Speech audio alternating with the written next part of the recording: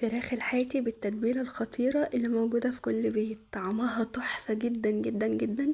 اقسم بالله لو جربتي الطريقة دي ما هتغيريها تاني ابدا ولا هتشتريها من بره تاني. وفري فلوسك واعمليها في بيتك، اضمني الجودة وكمان التوفير وكمان الطعم وكمان تبقي عارفة انت حاطة ايه في الاكل بتاعك وبتاكلي ايه، وكمان تحافظي على صحة ولادك وبيتك.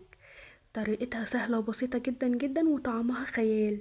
يلا بينا نشوف هنعمل ايه، بس ما تنسيش تصلي على الرسول عليه افضل الصلاة والسلام. معايا هنا توابل نص معلقة صغيرة من كل حاجة، فلفل وكمون وتوابل فراخ وسبع بهارات وبصل بودرة وتوم بودرة وبابريكا وكمان ملح. عندي هنا كمان نص كوباية من اللبن، معلقتين كبار من الزبادي او علبة من الزبادي اللي هي الصغيرة، معلقة كبيرة صلصة، معلقة كبيرة كاتشب. عندي كمان معلقتين كبار من الخل ومعلقتين كبار من الزيت. وهي دي التتبيلة بتاعتنا، متوفرة في كل بيت وسهلة ورخيصة جدا.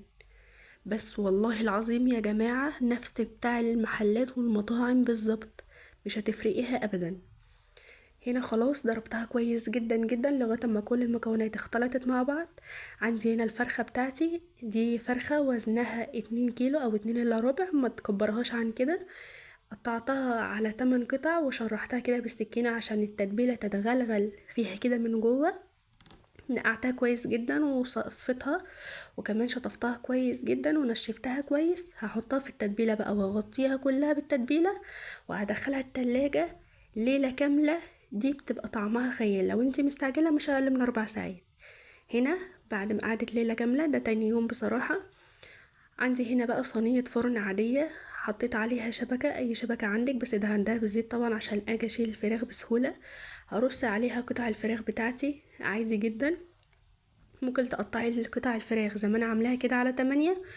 ممكن تفتحي الفراخ من الظهر وتخليها فرخة على بعضها سليمة، بس برضو تفتحيها بالسكينة زي ما انا عاملة.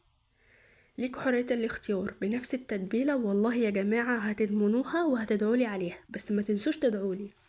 رصيت هنا الفراخ على الشبكة بتاعتي، بس خلي بالكم ان هي تبقى الصينية حجمها يعني تبقى تحتها. هرش عليها باقي التتبيلة وهكون مسخنة الفرن بتاعي كويس جدا على الصاجة الأقرب للأرضية على أعلى درجة حرارة.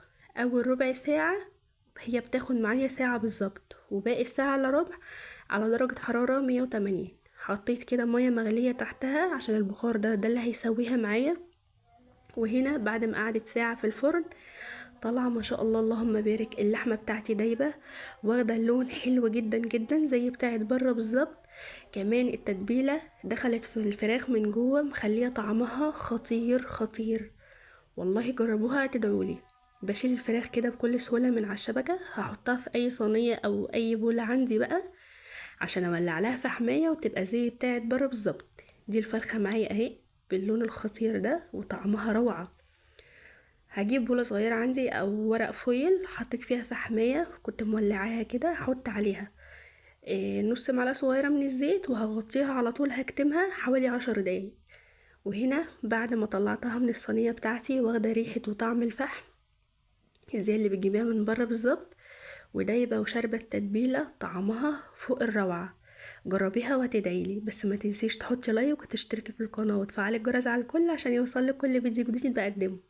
ما تنسيش تعلقي بكومنت حلو منك ودعوة حلوة من قلبك. باي باي.